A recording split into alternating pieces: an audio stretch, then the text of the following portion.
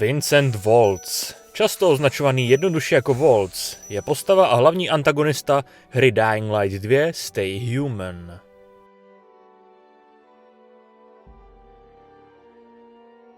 Dr. Waltz byl vědec spolupracující s organizací Global Relief Effort.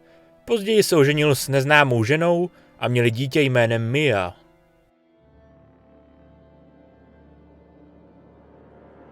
Waltz experimentoval s virem THV na malých dětech v naději, že se mu podaří vytvořit dokonalou biologickou zbraň, která umožní hostiteli splynout s virem, aniž by ho zabila nebo změnila, a zároveň vytvořit vakcínu proti zmutované variantě patogenu.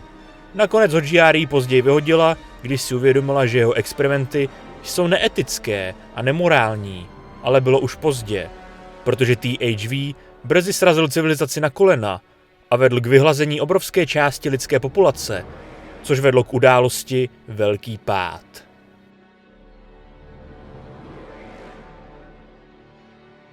Po pádu se Waltz spojil s plukovníkem Williamsem, který byl vůdcem Renegades, a zřídil si hlavní základnu v laboratoři GRE, kde začal opět experimentovat s THV na ostatních Renegades a nakonec i na sobě.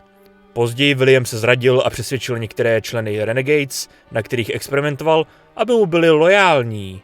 Waltz pak začal hledat vzácný klíč GRE, který by mu umožnil zajistit si přístup do opuštěného, ale funkčního zařízení zvaného X-13, aby mohl vyléčit svou dceru Miu od kmene viru, a tak si najel velitele Peacemakerů jménem Lucas, aby po něm pátral. Bývalý doktor GRE se během svých experimentů také nakazil kmenem THV, který mu propůjčil nadlidské schopnosti, ale s tím rozdílem, že měl instinkty nakaženého, zejména Volatila. Když Lucas konečně našel GRE klíč, Waltz poslal bývalého Nightrunnera jménem Hakon, aby Lucas zabil a klíč mu předal, ale byl mu ukraden Dylanem, který věděl o následcích doktorova jednání, jakmile by klíč získal. Waltz a zbytek jeho Renegades Dylana brzy pronásledovali.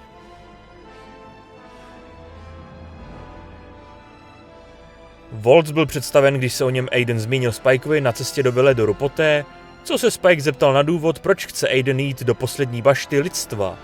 Poprvé ho Aiden vidí ve snu z minulosti, když pracoval s GRE během pokusů na dětech ve městě před pádem. Waltz se pak Aiden vidí v současnosti, když v systémech metra zabíjí přeběhlíka z města jménem Dylan poté, co doktorovi ukradl klíč od GRE. Waltz nakonec Aidena spatří a nařídí svým mužům, aby ho zajali, ale neuspěli poté, co jim Aiden unikl. Waltz je brzy zmíněn při pátrání po pohřešovaných osobách bandity pracujícími pro doktora, že hledá klíč GRE, ale znovu se o něm zmiňuje Hakon, když vyšlo najevo, že bývalý Nightrunner byl donucen pracovat pro Waltze tím, že zabil velitele Lucase, který měl klíč. Aiden se s Waltzem setkává, když vchází tunelem do centrální smyčky poté, co napadl jeho a několik Peacemakerů, včetně velitele starého města, Aitora. Klíč GRE pak Waltz Aidenovi ukradl a vydal se k opuštěné továrně na auta, aby si jeho pomocí aktivoval starosvětskou konzoli. Aiden později dorazí do téže továrny ovládané Waltzovými muži, poté, co snadno vyřídí nebo se proplíží kolem Renegades, až se nakonec k němu dostane. Zaútočí na Waltze, ale ten ho snadno přemůže a málem ho uškrtí, dokud ho Lovan nestřelí. Aiden se zmocní GRE klíče a poté úspěšně unikne z Lovan Waltzovi, který nyní získal nadlidské schopnosti srovnatelné s Volatilem. Waltz vyslal své odpadlíky, aby napadli centrální smyčku, ale útok se nezdařil. Jeho útok však také učinil z jeho bývalého spojence, který se nyní stal nepřítelem, plukovníka Williamse, hlavního nepřítele Peacekeeperů i přeživších poté, co je oklamal, aby si mysleli, že odpadlíky poslal Williams. Aiden se spojí s Veronikou Rainovou a oba se setkají v observatoři, kde Aiden předpokládá, že najde informace o Mie. Tam je hledá Waltz a jeho odpadlíci. Waltz najde Veroniku, zatímco Aiden bojuje s odpadlíky a snaží se od nich získat klíč. Aiden dorazí a oba před Waltzem utíkají, ale Waltz je dostihne a následně s Aidenem bojuje. Během boje Waltz hodí s Aidenem. Ten se začne měnit a zabije Veroniku. Waltz získá GRE klíč z Veroničiny mrtvoly, načež spustí raketový útok, který zničí velké části města a zahalí jej mlhou. Když Waltz získal klíč, může konečně uskutečnit svůj plán. Vydat se do X-13 a zničit město, aby zachránil svou dceru Miu, kterou Aiden hledal v domnění, že je jeho sestrou. Aiden přišel do X-13 buď s Hakonem nebo sám, ale Lovan se tam s ním také setkává, protože jí na místě Aiden říká, aby odešla. Lovan zůstává a zjišťuje, kde jsou umístěny rakety spolu s mnoha výbušninami, které lze odpálit pouze ručně. Aiden se střetne s Voltsem a oba se perou, dokud Aiden Voltse neporazí. Mia vyjde ven a snaží se dát Aidenovi klíč, ale Volts mu ho vyrazí z ruky do chemikálií a tím je nakonec zničen. Mia upadne a ocitá se v bezvědomí. Je odnesena na lůžko, kde je oživována, načež je Aiden kontaktován Lovan, která mu říká, že může odpálit výbušniny, aby zastavil raketový úder. Aiden má na výběr, zda se vydá za Lovan, aby jí zabránil v odpálení raket, nebo se mi ujme, zatímco Lovan rakety odpálí. V závislosti na volbě hráče ji Hakon zachrání před smrtí. Bez ohledu na to, co se stane, Mia zemře a Voltsův osud zůstane neznámý, protože stále dýchal.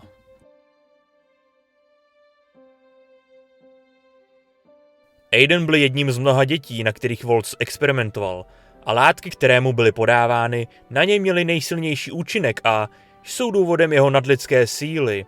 V dětství se zdálo, že Aiden a Volts měli dobrý vztah, ale během událostí ve hře Aiden Voltsem pohrdá a vzpomíná, jak byl mučen se svou sestrou Miou. Volts je Miin otec. Voltsovi na Mie velmi záleželo, ale není známo, zda mu to oplácila. Lovan nenáviděla Volts za to, že na ní experimentoval a byl vysoko na jejím seznamu zabitých. Volts byl řezníkovou pravou rukou, ale odešel s většinou odpadlíků s příslibem zvýšení jejich moci pomocí inhibitorů. Volts byl hlavním lékařem X-13, ale byl propuštěn poté, co se zjistilo, že experimentuje na dětech. Pracoval však s vlastním týmem vědců mimo vliv GRE, takže si svůj cíl najít lék udržel až do úpadku. Tak, toto byl zatím celý příběh doktora Voltse, hlavního záporáka hry Dying Light 2. Jinak díky moc za sledování, za podporu ať už v podobě lajku, dislajku, odběru se zvonkem, komentáře, sdílení či finanční podpory na Patreonu, YouTube členství nebo donateu. Vpravo nahoře budete mít kartu k playlistu zahrnující videa z celé této série. V popisku pod videem máte odkazy na mé sociální sítě, kam denně dávám info o dalších videích, streamech a dalších zajímavých věciček. Ještě jednou díky moc, že mě sledujete, uvidíme se u dalších teorií, lore nebo na nějakém livestreamu a do té doby dělejte to, co vás baví, bez ohledu na to, co vám kdo říká teď už. Speciální poděkování patronům na Patronu a také YouTube členům, kteří podporují chod a nezávislou produkci tohoto kanálu. Mějte se a někdy příště.